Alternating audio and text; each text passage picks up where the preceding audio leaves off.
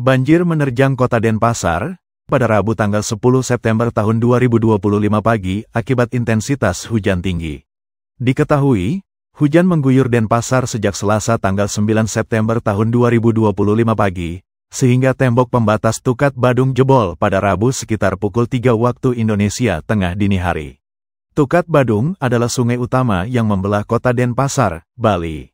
Sungai ini memiliki peran penting sebagai saluran drainase dan kawasan konservasi air, sekaligus menjadi bagian dari wajah kota karena melintasi area perdagangan seperti Pasar Kumbasari dan Jalan Gajah Mada.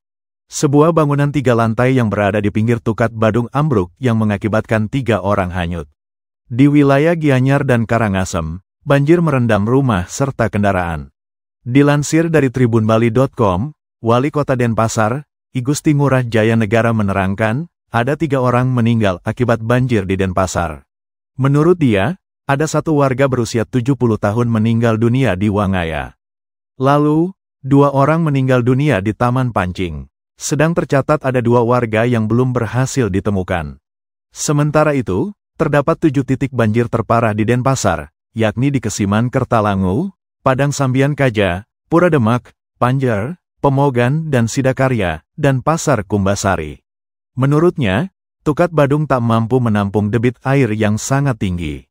Menurut Jaya, air sudah mulai meninggi sejak pukul 2 dini hari, sedang dirinya sudah turun bersama sang wakil pada pukul 4 subuh. Sementara itu, salah 1 pedagang di Pasar Kumbasari Denpasar, Nilu Sudiani mengaku tak dapat menyelamatkan barang dagangannya setelah mendapat kabar Tukat Badung jebol. Peristiwa itu terjadi sekira pukul 3 dini hari. Saat kejadian, Sudiani berada di lokasi, namun tidak bisa menyelamatkan barang dagangannya yang terbawa arus lantaran air tiba-tiba naik. Sebelum banjir, para pedagang masih berjualan dan berlarian ke atas mengetahui air semakin tinggi. Terpisah, Kepala Balai BMKG Wilayah 3 Denpasar, Cahyo Nugroho menerangkan, selama 2 hari intensitas hujan di Bali cukup tinggi dan disertai angin kencang. Kondisi cuaca di wilayah Bali, khususnya Jembrana, Tabanan, Badung, Denpasar, Gianyar, Klungkung, dan Karangasem, menunjukkan akumulasi curah hujan harian berada dalam kategori lebat atau lebih besar dari 50 mm per jam hingga kategori ekstrim atau lebih besar dari 150 mm per jam. Menurutnya, kondisi seperti ini diakibatkan aktifnya gelombang ekuatorial Rossby, yang memicu pertumbuhan awan-awan konvektif. Gelombang ekuatorial Rossby adalah jenis gelombang atmosfer yang bergerak ke arah barat di sepanjang ekuator dan berperan penting dalam dinamika cuaca tropis. Selain itu, kondisi kelembaban udara dalam kategori lembab hingga lapisan 200 B atau 12.000 meter. Kondisi ini mendukung pembentukan awan konvektif dengan puncak awan yang tinggi, sehingga menimbulkan hujan lebat disertai kilat atau petir. Hujan dengan intensitas tinggi masih akan terjadi di wilayah Bali selama 3 hari ke depan. Pantauan di lokasi, sebanyak 6 toko di Jalan Hasanuddin Denpasar rusak akibat banjir, yakni Ayari Batik Bali, Armana Batik, Sentrum, Tasnim, Kiki Tekstil, dan Sai Kresna. Total ada 6 korban yang hanyut dengan rincian 3 orang ditemukan selamat dan 3 orang masih dalam pencarian. Identitas korban tersebut, yakni Tasnim usia 54 tahun berstatus belum ditemukan, Muiz usia 50 tahun berstatus belum ditemukan, Maimunah usia 75 tahun berstatus belum ditemukan, Farwa usia 30 tahun berstatus sudah ditemukan, Nadira usia 47 berstatus sudah ditemukan, dan terakhir Husai usia 23 tahun berstatus sudah ditemukan. Saya infonya, toko Sentrum dan toko Tasnim, beberapa anggota keluarganya ada yang hanyut. Toko Sentrum dan toko Tasnim. Beberapa keluarganya ada yang hanyut. Itu yang saya dengar, toko Sentrum, yang hanyut itu anak lakinya, kemudian ibu mertuanya, dan istrinya. Kemudian di toko Tasnim yang hanyut itu ibunya dan anak perempuannya 2. Terus info terbaru yang toko Sentrum anak lakinya udah ketemu katanya dalam keadaan selamat. Tapi itu baru info ya. Cuman mudah-mudahan benar. Dan saya berharap mudah-mudahan semua selamat. Kalau kerugian material udah jelas karena tembok belakang toko saya tuh udah jebol hilang. Tembok belakang, barang-barang udah pasti basah semua.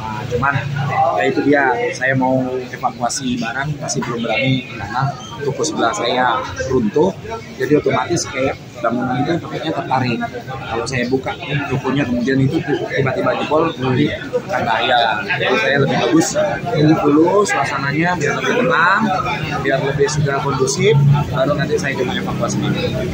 Itu Bapak yang mana pemilik toko? Saya toko Ayari. Toko Ayari yang paling utara ya? Ya itu, yang pintu kuning. Oh, yang jebol paling utara? Iya, jebol. Apa dia? Jual apa? Tekstil. Batik. Berarti Ya. berarti barang-barang masih sana. Yang kelihatan dari belakang nggak? Kelihatan dari belakang. Yang banyak itu. Kelihatan dari belakang. Barangnya kelihatan dari belakang. Karena jebol tembok belakang.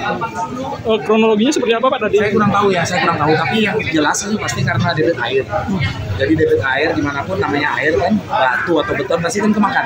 Kalau terus-terusan kena makan, mungkin dari situ jebol temboknya. Karena saya nggak tinggal di sini.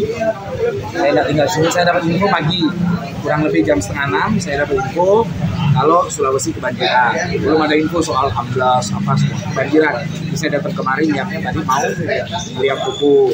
Sampai sini saya dengarlah kabar yang tadi saya ceritakan itu. Saya dengar kabar soal ini, soal toko amblas, soal ada korban yang hanyut dan sebagainya. Akhirnya saya berusaha coba buka toko saya tadi pelan. Saya buka, saya lihat belakang jebol, saya udah nggak berani buat apa-apa. Saya tutup aja langsung. Seperti yang saya ceritakan, belum saya evakuasi barang sama sekali. Di sini berarti ada yang tinggal ya? Nggak ada, kalau di toko saya nggak ada. Tapi kalau di sisi lain kayak toko samping saya di toko Armana ada yang tinggal. Bapaknya udah keluar selama toko Sentrum yang tadi saya ceritakan, toko Tasnim yang saya ceritakan, toko Kiki juga tadi ada yang tinggal. Ibu-ibu sama anak kecil perempuan. Dia minta tolong. Akhirnya sama bapak ini ditolong, diambilin tangga tadi, pinjam tangga di masjid, pasangin tangga, dia turun lewat tangga. Selamat sekarang. Pak, kerugian akibat gini berapa Pak? Kalau kerugian saya belum saya naksir ya, karena saya belum buka di toko, belum saya evakuasi, jadi saya belum tahu. Cuman kalau ada pasti ada. Cuman jumlahnya belum tahu besarannya. Berapa toko ini Pak total yang kena? Totalnya ini 1, 2, 3, 4, 5, 6, 7 toko sampai dengan toko Windusara. 7 toko sampai toko Windusara. Informasi kejadiannya jam berapa? Sekitar jam 4:30, jam 5, jam 4 gitu lah. Ya, sedang debat-debat air tinggi-tingginya tadi itu.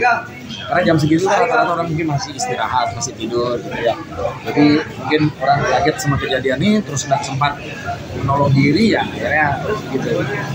Harapannya Pak terkait ini? Ya harapannya ke depan jelas, artinya kita lihatlah penyebab banjirnya apa. Tapi buktinya yang saya lihat tuh sampah yang terlalu banyak di belakang. Jadi kalau kita di Jalan Sulawesi itu sampah udah dikelola baik.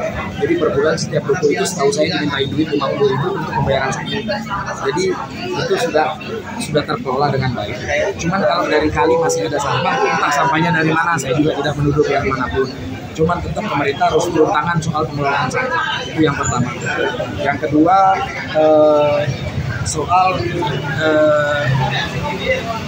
pintu air yang kalau dalam keadaan hujan terus-menerus, itu paling tidak siapa yang berwenang untuk menjaga pintu air, itu paling tidak harus sudah awas. Lihat tuh, ini hujannya debit air mungkin akan naik tinggi. Jadi paling tidak itu sudah segera dibuka atau apa gitu.